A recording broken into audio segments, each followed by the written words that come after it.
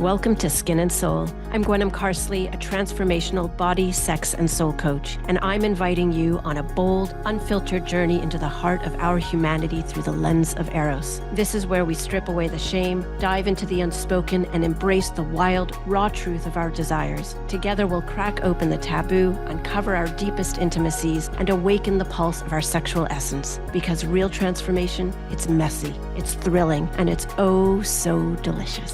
Buckle up, loves. Skin and Soul Beyond the Pale starts in 3, 2, 1. Let's go.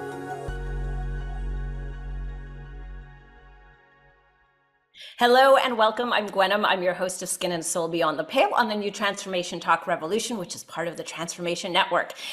And I am also a body, sex, and soul coach. But today I am joined by, and I'm going to say it, I have favorite babies. I do. I shouldn't admit I have favorite children, but I already know this.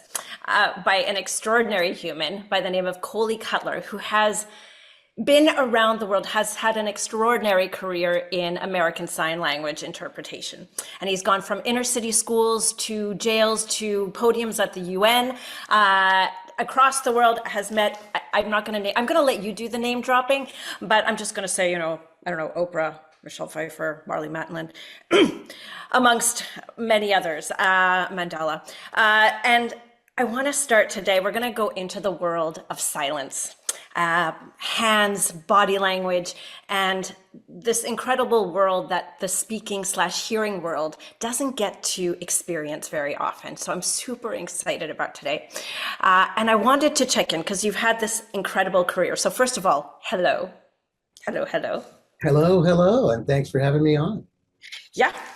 So I have the privilege of having read your book, and I know it's not out there yet, so I'm just dropping that hint, and no pressure. But I wanted to start with your extraordinary career and how you kind of dove into it, and when you realized that this world of silence is much bigger than silence. That's correct. I was just like you before I got engaged in this whole vocation. I thought the deaf community is quiet, and that's the makeup of how they communicate. Well, I didn't just dive into it. I actually got blown in by the winds, the celestial guidance. Every single thing that's happened in my career, even the fact that I started learning sign language, was completely by happenstance and serendipity.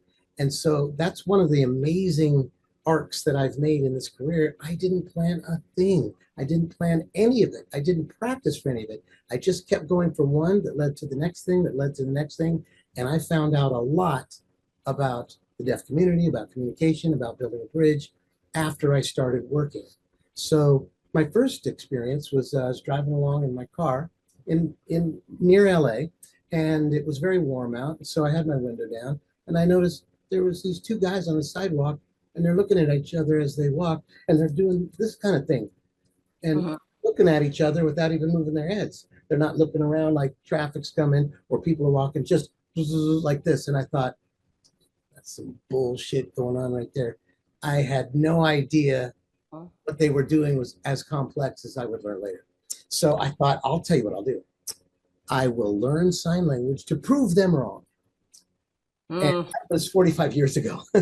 So since then, I have found out that quite to the opposite expectation. Deaf people are not quiet, and they're loud and proud and happy to share that. So there's a misconception, because when we don't know them and we haven't sat down at their table or walked a mile in their shoes, we think it's a quiet language. But there's a lot of noise that comes through with language, with expression, and with human expressions that we all share, that they have just as much as anyone else. So it's really not silent when we look into it and experience it. But from out here, where most of us live, we don't know. I had no idea what sign language entailed or what deaf people could do or couldn't do. And I thought, well, I've always been kind of handsy. Maybe I'll like this language. Because in high school, I couldn't stand Spanish and French. No way. I couldn't do it. I just didn't have it. And then I went to college where a bunch of deaf people went to college because right down the street was the deaf school in the state, and they would uh, graduate high school and come to this community college. So I was like, how did that happen? I didn't plan that, but there I was in the middle of the lunchroom with all these deaf people going over lunch, and I thought, okay, how can they go that fast? How do they even know what they're saying? But it's just like any language. We start with, look, Jane, look, see, spot, run. And we kind of go from there. Same thing on their side. People, Yeah. people who do sign language learn a few words like mama and more and milk and play, and then they get fluent in it. So I learned as I went. Which is such as you were doing, and we'll talk about that I think a little bit later. But that babies now, it's very common to teach babies now like the very basics in terms of how to eat and drink. But back to the school thing, because I can relate. When I went to school, my very first school, I went to I'm going to say a co-collaborative deaf and hearing school, and I wish today that they had incorporated sign language into the school. Instead, we were kept very separate. So it was a very strange feeling of like, who are these people and I mean, I think it went both ways. It just felt very, very strange. But it was later on that I was on a bus, and I think we talked about this. I was on a bus, and I was the only hearing person on the bus. And there were about, I don't know, 8 or 10 deaf, say young people chatting, and they were the loudest people on the bus. And it wasn't that they were loud with their mouths, right? But they were animated. You could tell like they were expressing themselves fully. Right. And it was fascinating for me to witness. I was just like, oh, and I was the outsider, like not understanding the language at all. And I want you to talk a little bit about this language, because I think it's really important, and how it's constructed, because you explain it so beautifully. Sure. Like you, I had no idea what to expect in the beginning. And I thought it was just a very quiet, well-controlled stepstone to communication. I thought it was a secondary method since we hear with our ears and say with our mouth. And if someone doesn't have that capability, they must be doing some crutch work with communicating. But it is not like that at all. It's just like if you were born into a clan of people who had no open mouths. They just had a nose, and they could just have enough mouth room to bring in some meat or something to drink. And the rest of it was, how are we going to communicate?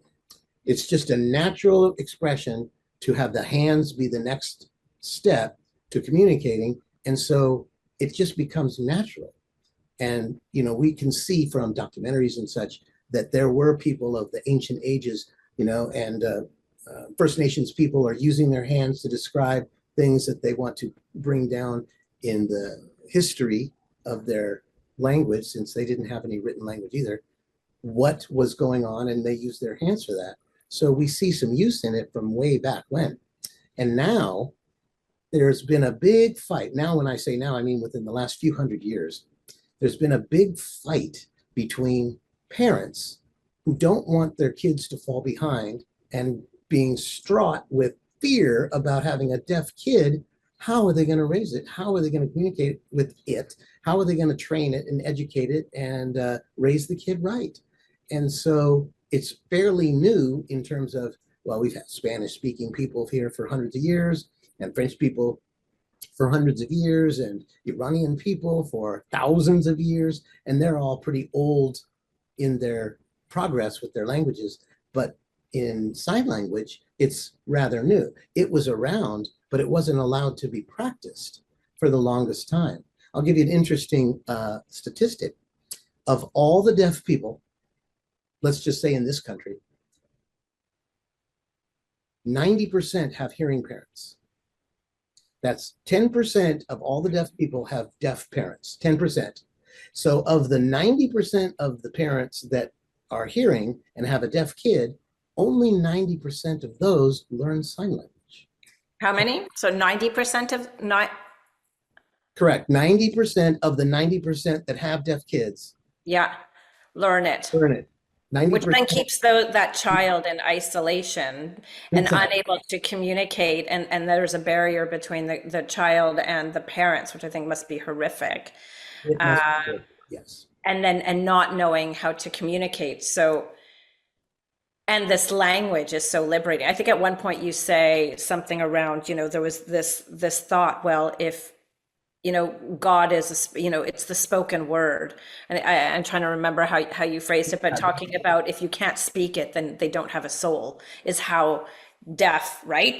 That was 100, 120, 130, 150 years ago, Yeah. that parents in general, and not all of them, but many of them were told by the clergy and by the elders, your child does not hear. Therefore, how can he hear the word of God? So he Mm. has no soul. So he's not getting out of the house. He's not going to be able to be educated or have a job or be participating in society. So they kept these deaf kids away from everything. Now, that was just a couple hundred, that was 100 to 200 years ago. So then in 1888, there was a huge convention all over the world about this problem of so many deaf kids without education because most parents did not know sign language. And so they had a big conference and they said, you know what? We should allow them to learn sign language. And for once and for all, they will have a language, which will be easier to teach a second language. And hopefully that'll be English or whichever country they were in so that they could acclimate and just be a part of society. And that was the rule for about 50 years. And then they changed their mind and said, no, no more. We have to change this to treating deaf kids like they're going to be hearing. And that means teaching them English. And every word that was taught was English, not in the hands like three-dimensional efficient signing would go, but very difficult using, Yeah. What is it when someone is mouthing, basically having to read lips, like quite literally. So having to face you, which then, I mean, one of the things about sign language, whether it's reading lips or signing, is that it is a very visual, physical act. Yes. And I wanted you to describe, because you do it so beautifully in and your mind works at three different levels. I think you were saying at some point, you're signing, you're interpreting what the person is saying, it's filtering through, you're speaking a language, and you're able to see whatever else is going on. And I think at one point, your friend is commenting on something, and just the fluency that three or four things can happen at the same time, and your brain is thinking in multiple languages at the same time. Right. And which is amazing to me. But it's being processed through a visual, you say it's a two-dimensional, a three-dimensional, Conceptual conceptual, way to express something. Mm-hmm. right? So the tree, This is a tree, and we can see yeah, this is a tree. Here's the ground where I have the ground, and here's the tree. Here's the tree waving in the wind. Here's a willow tree. So you can see how this can be adapted to mean this or that.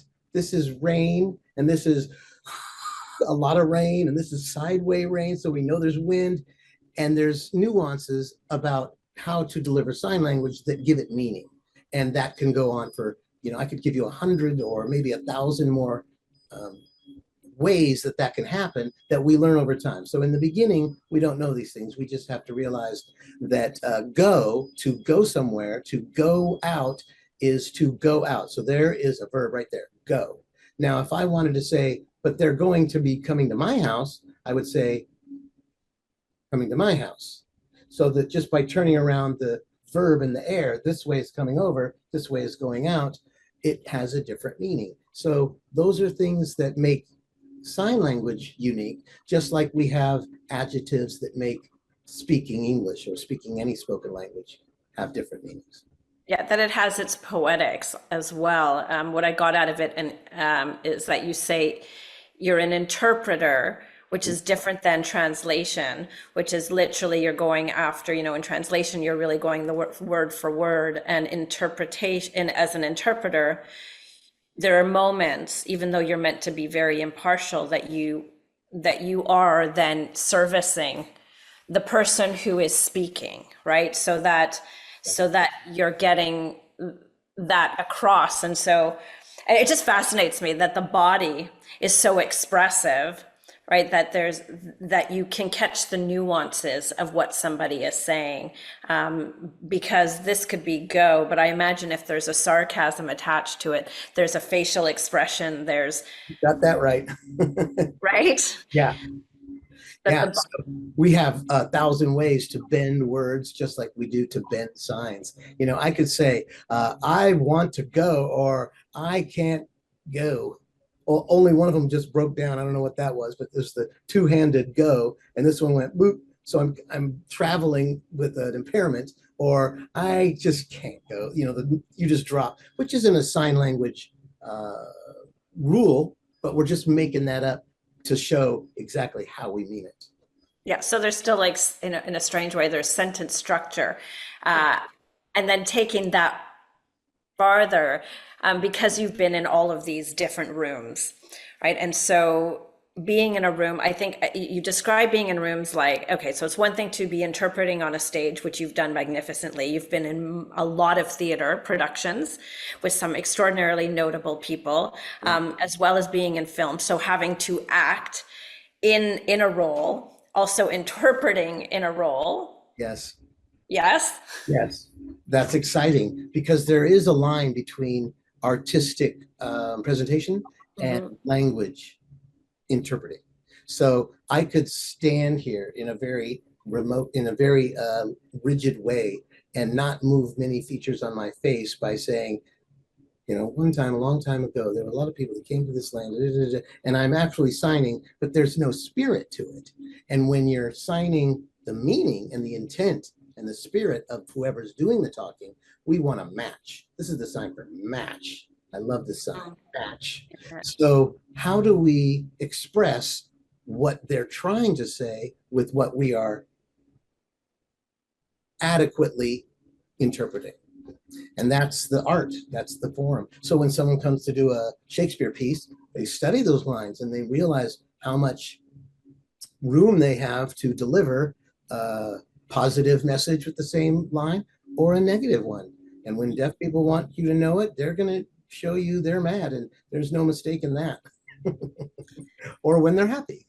Or when they're happy. And then, but then being in the role of, let's say at some point you were in a jail, or you're negotiating something for someone, as you are interpreting and you're bringing out the other person, because you're neutral, but you are literally the voice of whatever is coming through. I think at one point you say you're yelling at somebody and the guy's like, why are you yelling at me?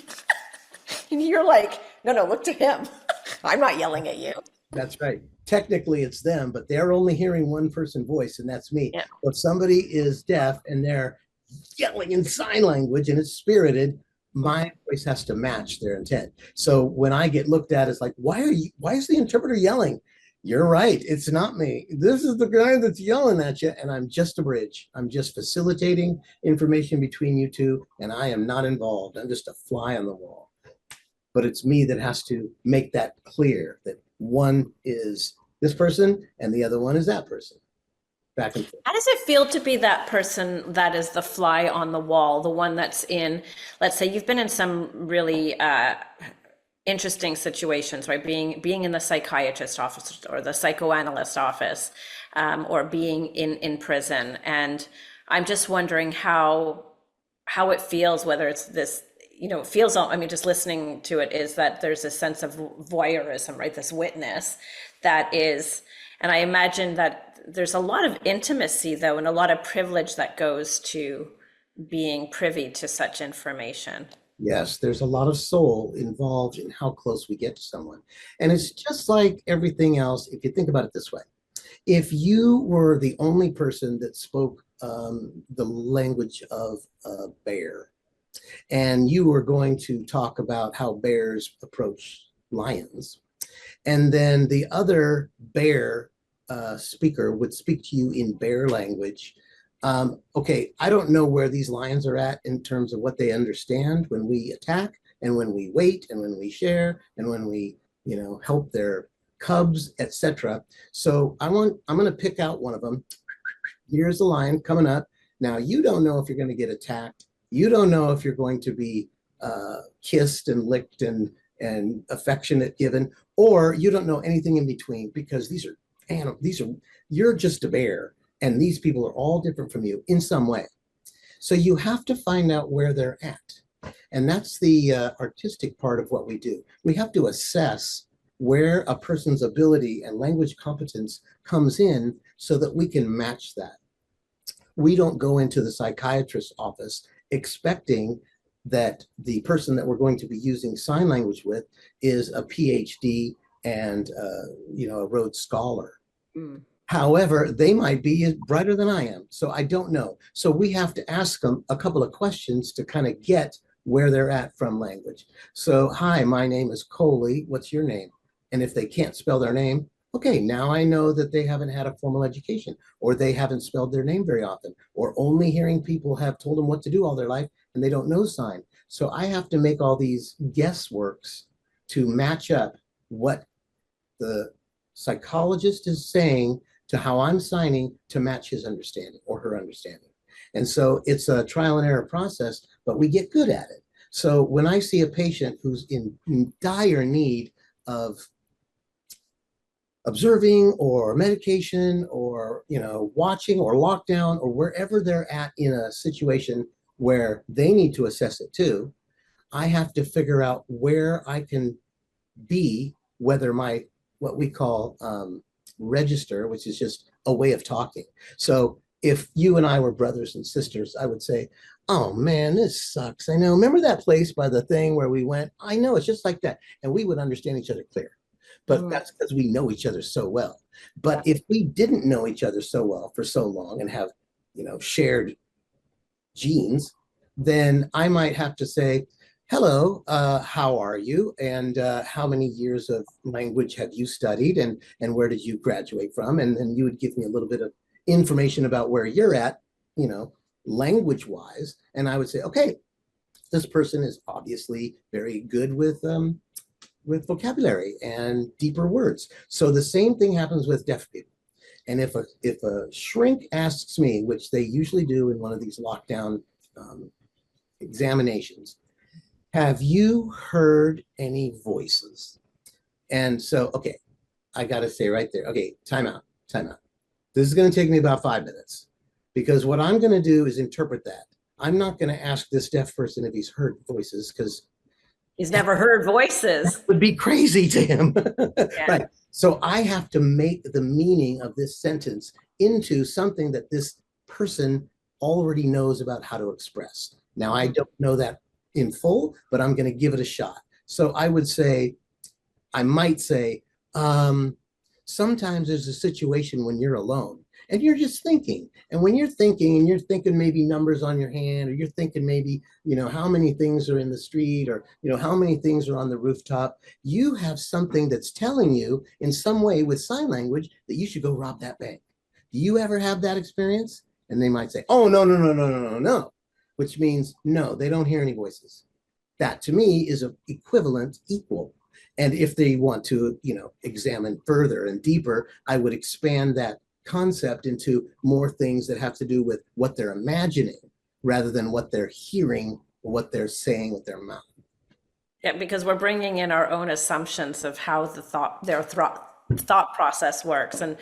One thing that comes to mind is that there would probably have to be almost innately some kind of trust between the interpreter and the deaf person. And even though, if someone's in prison, right, where they're looking at you, like, I don't know if I should trust this person, because that's going to come right out of their mouth. So you are the extension of them through the voice, which already creates a form of, I'm going to say, connection between the two of you, become sort of symbiotic. So I'm wondering, do you ever find yourself taking on the emotion like that the person is having, like so that you're taking it home, that it becomes yours in the moment?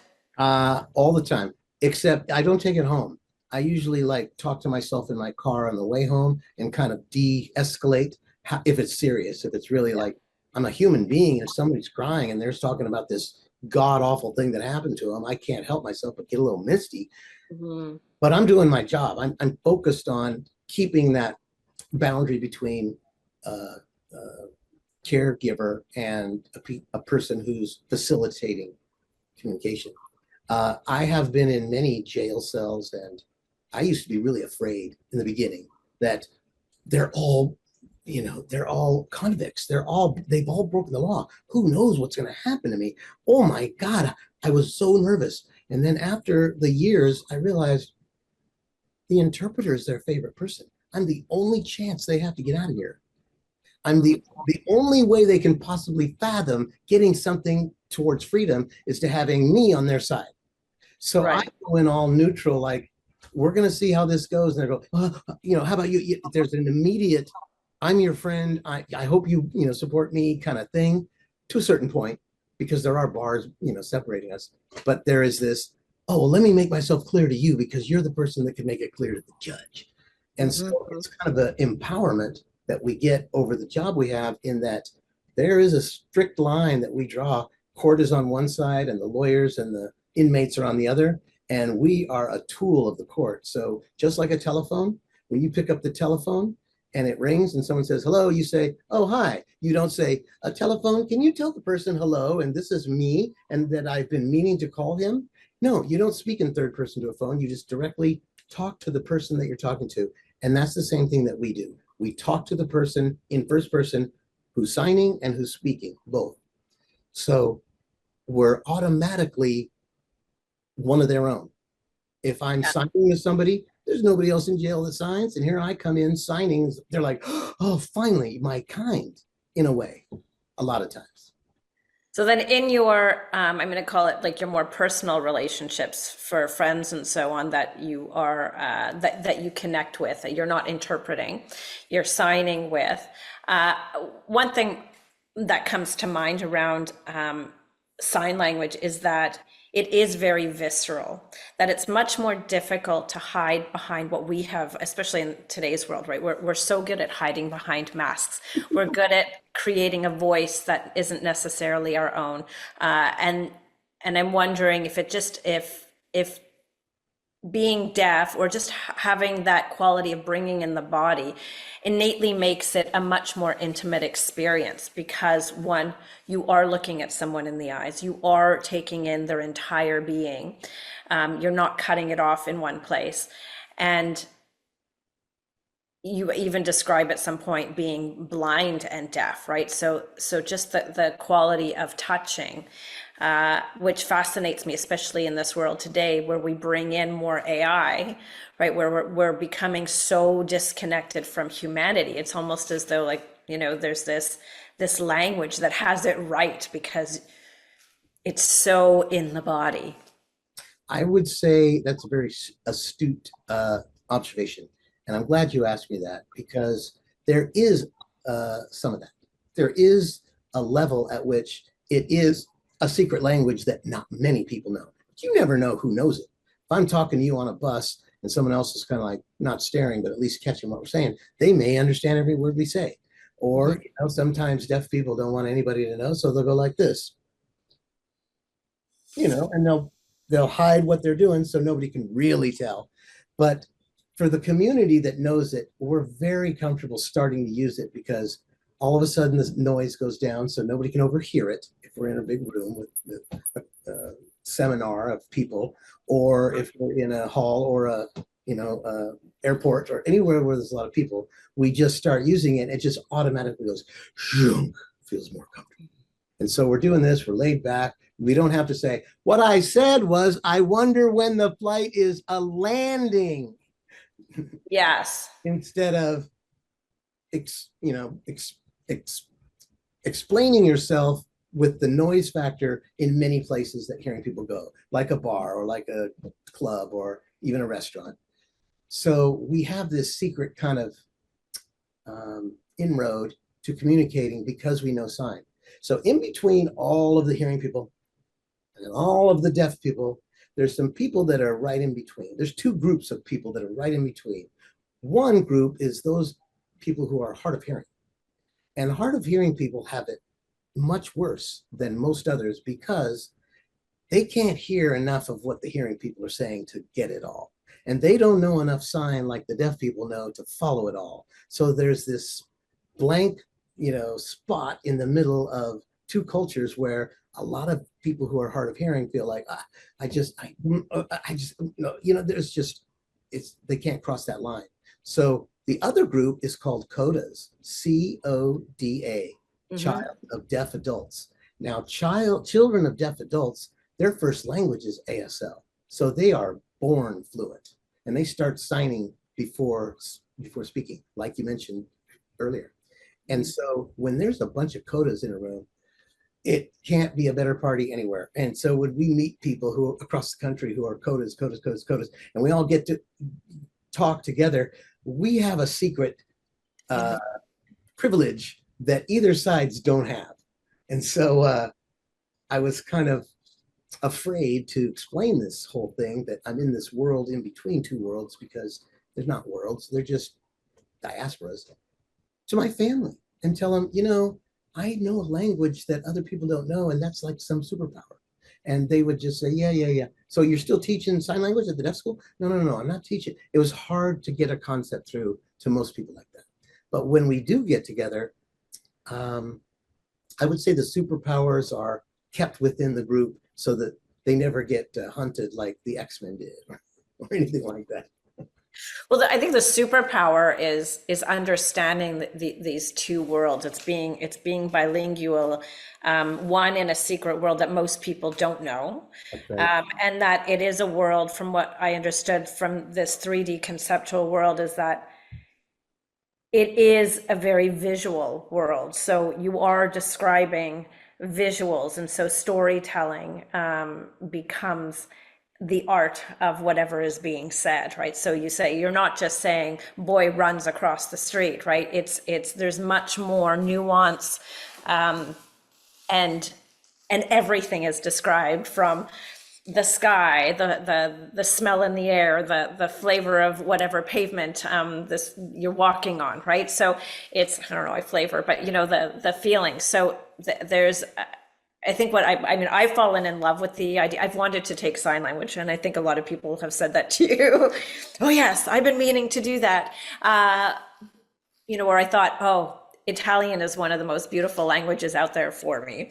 But sign is so magical because it is almost this choreographical dance. And I keep coming back to this, there's like such a beautiful intimacy in it, innately put in, because it demands contact, it demands presence, it demands, I'm sure that, like, even when somebody doesn't want to give you presence, it's so obvious because it has to be. It's, I'm not looking at you anymore.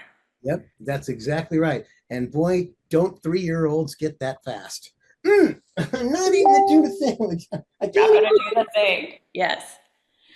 So do you find, in terms of depth of connection, do you find the difference between the hearing and the deaf?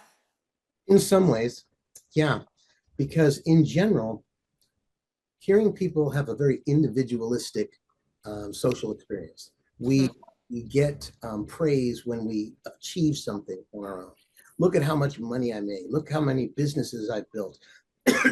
Look how many people I've served. I've been the CEO for so long. And this is how we compare each other's achievements in general. Not always, but that's more so of deaf people who have a very collective togetherness, communication. So you'll hear sometimes people saying, oh, well, if you try and rip off a deaf person, you're not hurting one person, you're hurting the whole deaf community. That is the vibe between how they operate. A lot of it might have to do with a lot of people going to these boarding schools where all the deaf kids in one school would arrive on Sunday night, go to school for the week, come home on Friday, spend the weekend at home, and then go back on Monday. That's for how many years? 8 years or 10 years. So they've grown up with each other, and they know how to avoid getting in trouble with somebody else because they're like a family. And so they know who's who and who's doing what in general. So we, as hearing people, as far as I can tell, I'm not an expert, but I, I look for your input on this. We have ways of connecting that start off with questions and discussion about where we are in life. So where do you work? Where did you go to school? Where do your parents live? And things like that, and basing whether you're a good match just on the first layer, which is, are we the same in that way? And then it's, well, what do you like to do? And what really pisses you off, and what's your favorite thing? And that's the kind of way that we're very used to getting to know someone intimately. Whereas with deaf people, I think it's sped up a little bit. I remember when I was going to school in junior college, there's all these deaf people in the lunchroom, and they're all coming from the deaf school down the street. And there was all these deaf people sharing stories and talking about school and talking about their families and just having a good time, just talking. And they're all grouped together. And so for me to break into that, I had to just be a quiet little bird in the corner until they addressed me. Until they let you into their inner circle. The inner circle, but now I wasn't trying to look for an intimate relationship. I was just trying to be accessible to joining in whatever it is that they were saying, whatever they were talking about, because I needed to learn. And so they did take me in, because anybody who wants to sign usually gets invited in. We'll show you how to sign. We'll show you slang. We'll show you the cuss words. I'm like, I am in. And so there's that quickness of, we're like this now because we share a language, as opposed to our background or our parents' backgrounds. Yeah, I was gonna say, you get in there pretty quickly because, and it's true, I think a lot of, just in meeting someone, like you said, you can start with the pleasantries, and you don't need to be, I say, like, masks, that people can wear masks, and identities, right? Like, pretend a lot easier, even if we don't mean to. It could be whatever is going on, but that in not being able to hear and having to have so much physical contact and so much awareness, that there is an energy exchange, if you will. So connection, being very, very present with the person, that you don't, I can think of so many, instances where, the presence goes out the window, but when, and I think it goes for actually people who are blind as well, that there's like a presence that needs to happen in order to connect with the person. And so, yeah, and so you, like, a lot of the bullshit kind of falls away very, very quickly, because you are physically involved now. And I mean, physically, you are expressing yourself. And so all of the crap just kind of tends to fall off very naturally. I would say most of the crap falls off early. Most of it. Humans are humans, so we can't say all deaf people have this amazing power to go, hey, let's go out and let's live together. It's not quite like that, but you see more of it, I believe, in that kind of community than we do. So I remember as I was maybe 6 months in, or almost half a semester in, that I got to hang out with these people, and they went to the theme park, and I came with them, and they had events where they did shows and did things on stage. And I was going, what are they saying? What are they doing? And they invited me to do that. So I finally met this girl, and she was very attractive. And she looked at me and was like, oh, no, you can't. And so we kind of hit it off, and we became close. And she came from a family of 7 people who were all deaf. She had 5 sisters, all deaf.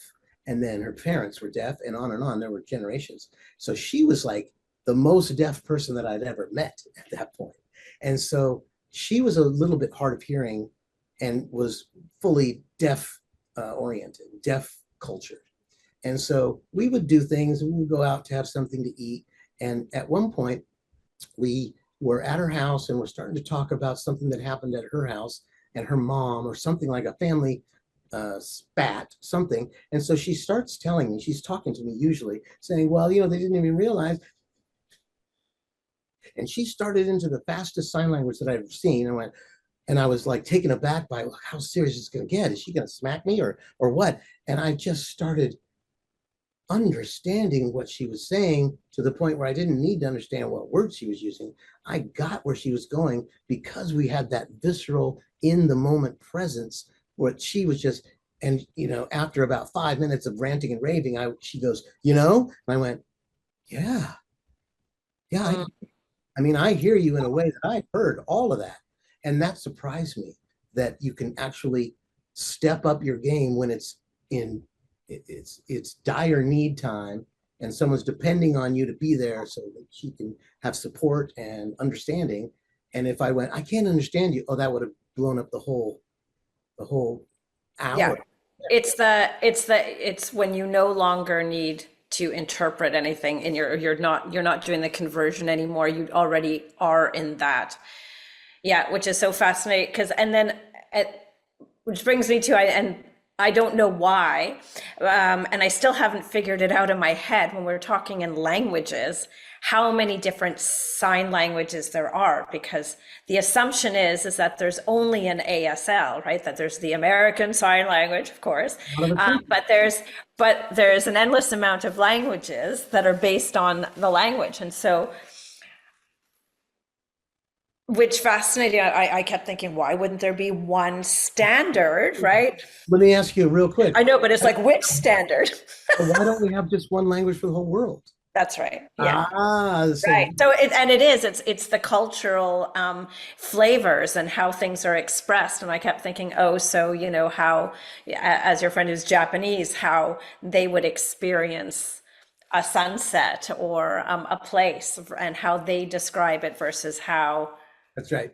So the some North American would describe it. exactly, and even in between, even shared language countries like England and America, we have American Sign Language. They have British Sign Language. Totally different.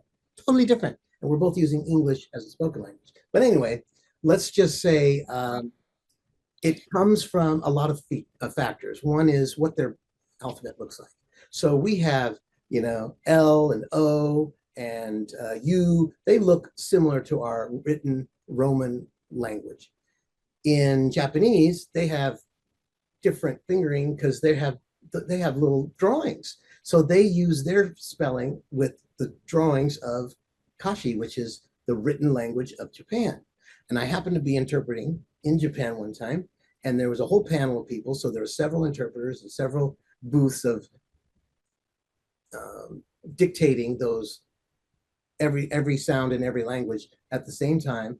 And so I happened to be standing on the stage on this side, and there was another Japanese spoken interpreter on this side, and we're both interpreting from English what some presenter on the screen was saying. So I was doing ASL and he was doing JSL. And so we got to one point, and this was back in the 90s, where the speaker starts talking about, well, it's just like the thing when we try and, find all the monsters that you call Pikachu. And as soon as he started saying things like that, I went, I have no words. And I looked over at the Japanese interpreter, and he kept going. He went, one of the words was, and all the other pocket monsters. And I looked over real quick, and he went, and put it back in his pocket. And there's nothing there. That's his sign. And You're like, everyone, that's one. yeah, it's like, that's exactly what we're trying to talk about. So we can see where when things stem from an origin, they expand from where they came from. Yeah, and I would say that you must have an extraordinary vocabulary because, as we said, you've been in prisons, you've been in psychiatric hospitals, but you stood on the stage at the UN. You've been you've been in medical situations where somebody is being operated on, so you're translating information and also for those people, as you said earlier, that don't have an education. So then you're working with cultural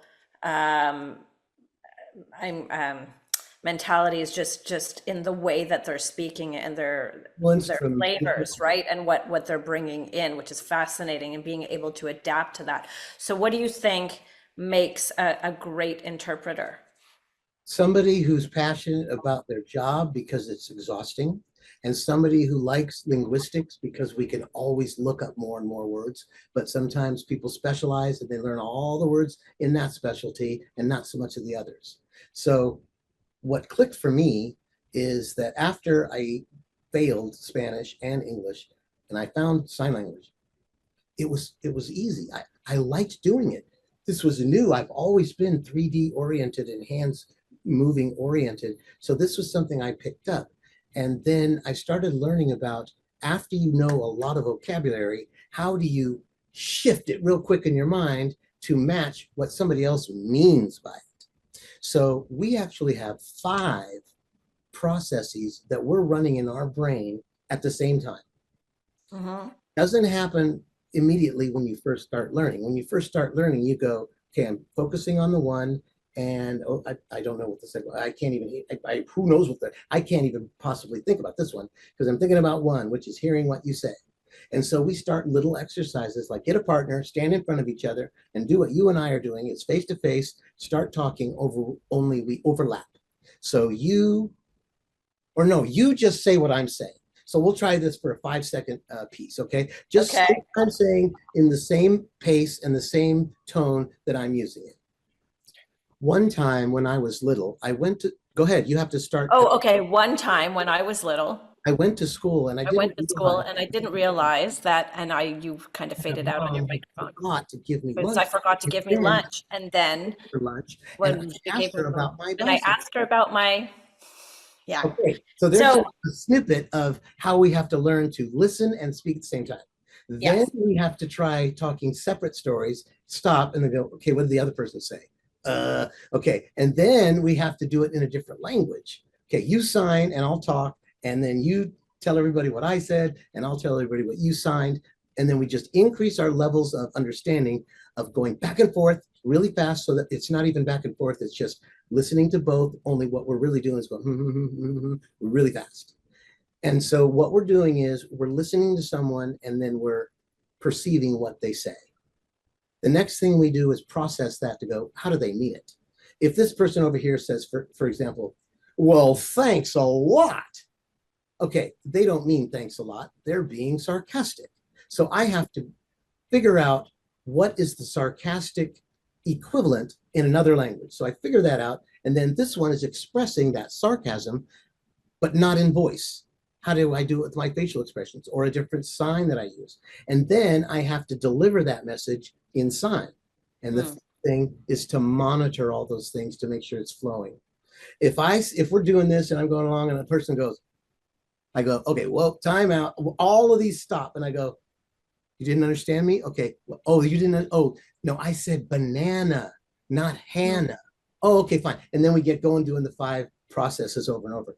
And that takes years to get to the point where you're confident enough to stand on a stage with people watching you and saying in a microphone in a huge arena, ladies and gentlemen, thank you for coming here. I really want to thank you, and just follow what somebody else is doing, and nobody's seeing you peeing your pants below the podium, and you're going, I hope I did this You're right. a master. Well, you become a master multitasker, and I have to transition because we're just getting towards the edge, and I do have a question at the end. So I want to ask you the 10 questions, and then I will have a couple of questions still to ask you.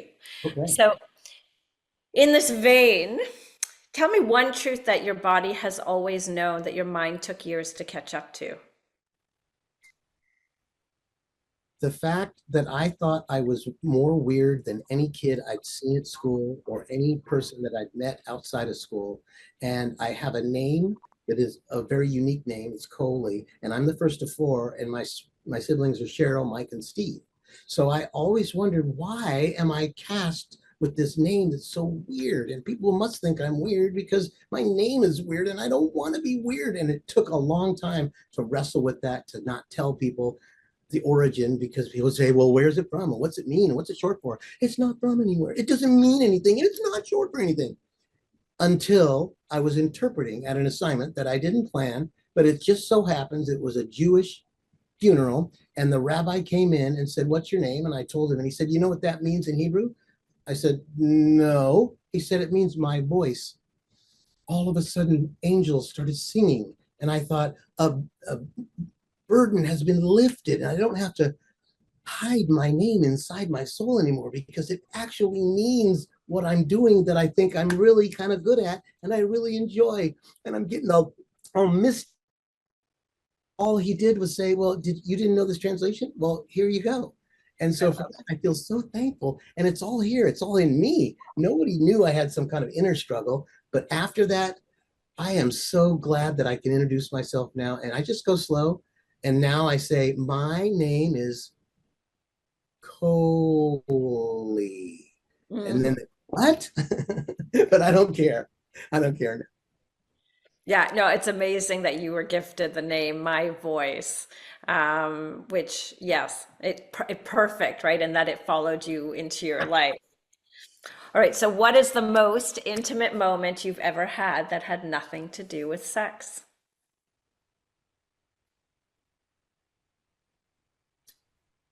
Okay. Are we talking about interpreting realm or just Anything. anything? Yep, this is your space. Okay.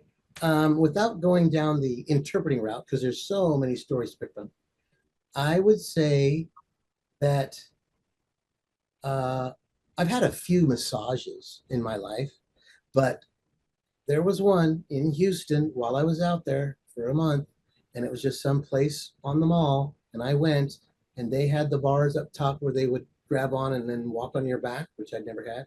And they took out these little smooth river rocks and heated them up and put them on my back, which I'd never had, and went, oh, I didn't get aroused, but it was so intense and just so complete. I went, oh, this is heaven. And I had nobody there that I knew, and I had no reason to deserve that I got this kind of relaxation and pleasure and complete calmness. Every cell in my body just went, ooh. Ah, yes, a hot stone massage. And then they walked on my back, and I was like, I feel floating like I didn't feel the bed. And after I got done, I thought, wow, that's living the good life. Mhm. Hmm. Okay, now what is, okay, if you could be remembered for one sensation you gave someone, what would it be? Laughter. Thank you. True laughter in a way that is funny because we both understand it and we can't refute that it's not true, which means we both understand something and we both think it's true. So if there's something going on and I saw the painting of your horse and I said, yeah, but we can only see three legs of that horse, and we both understood what we were talking about. We both went, oh my, yeah, right, right.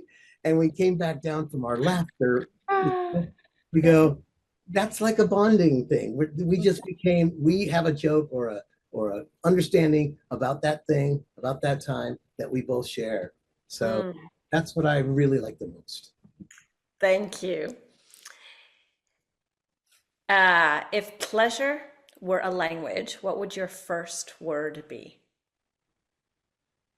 More. Mm, yeah. And if your erotic life had a title like a novel or a film, what would it be called? Say the question again. If my what now? If your erotic life. So I'm, Erotic life. and you can think of this as life as eros, right? So, like a novel or a film, what would it be called? Um, the inner hemisphere knows best. The inner hemisphere knows best. What's one thing you've never said out loud, but you wish someone would ask you about?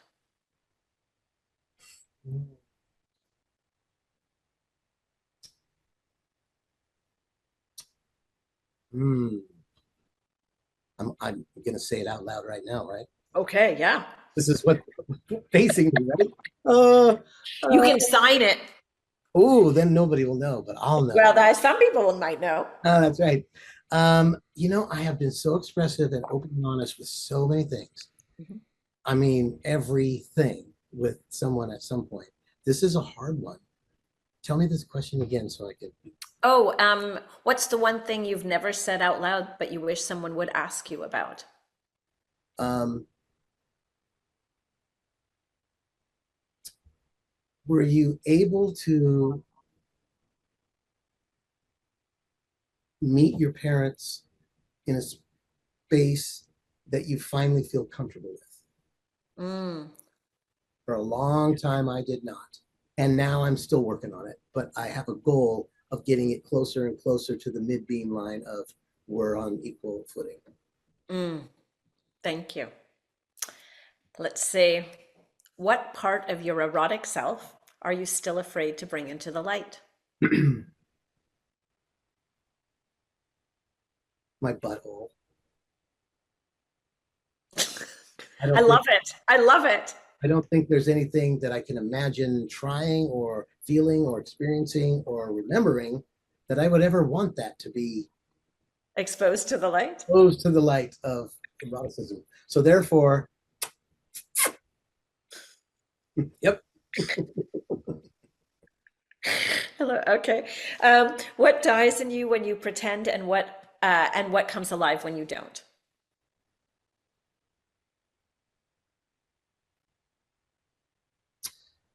The trust in people in general dies when I fake something.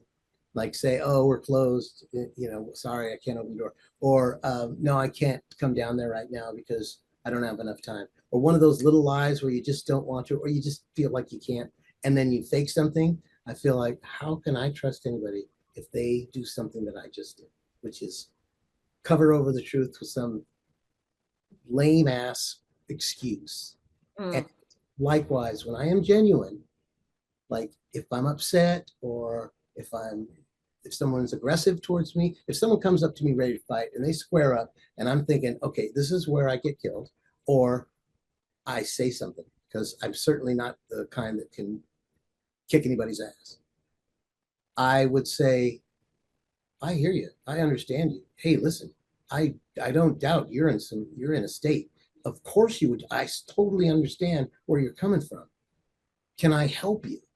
Can mm. go down and find a resource? Can I mean, you obviously have the power to take my money and my car if you so wanted, but what do you need? Is it a home cooked meal? Is it shoes? Is it clothes? Yeah. Let me help you. And with that, we can de-escalate. And I feel like that is total honesty. And that should be shared with everyone in the world. If Mm. we all thought the same. Yeah. Yes. Finish this sentence. We're very close to the end. So finish this sentence. When I leave this life, I want my skin to remember. It's like I want my skin to remember my youthful appearance. Ah, and if the Come on soul has a here. scent, right? And if the soul has a scent, what does yours smell like today? Um, lavender. Beautiful. Thank you. Thank you. And if there's one thing that you can just say to a hearing audience that you've learned, like a gem, a nugget of wisdom around silence or the deaf community, what would you say? I would say exactly what I'm trying to say throughout my entire book, which is these things happened to me serendipitously, and I had a wonderful career so far, and it's available to you, people who are reading about this. We need more interpreters. There's this many deaf people, and there's this many interpreters, and people are being blocked from, legal settings and hospital settings and financial settings, and we need more people to get together and say, let's even out the score for these people who are kept in this world that some people think it's hidden. Yeah, and even just adding it as another language in a school, I grew up in Montreal, so it was English and French. And I know in the US there's Spanish, English, and I'm like, add it, people, because this is a whole community that's worldwide and yes, with different languages. But yes, thank you to make communication easier and to bring more people together. So thank you. Thank Your you. website is it coleycutler.com? Do you have That's another one. You can check okay. everything on my Facebook. And on Facebook and on Instagram. Mhm. And again, thank you. Thank you for this enlightening discussion. I loved your book. Thank you. Yes, it is. It's filled with magnificent stories. It's unbelievable, the people that you have met, truly. I think And I myself, know it's like we didn't even get to touch on, like I said, meeting Mandela, working with Oprah, all of that. And next time. yeah, yeah, next Here's a time. sign for you. This is the letter I. This I, is the letter L, mhm. and this is the letter Y. All Okay. together, Yep. ILY. I love you. Uh-huh. Love you. Thank you. That's a good Thank one. you. That's a good one. Good. Universal. Thank you, Jim. All Thank right. you very much. Thank you. See you And soon. everyone, Have a great week, and I will see you next time. Thank you so much for joining me. Thank you.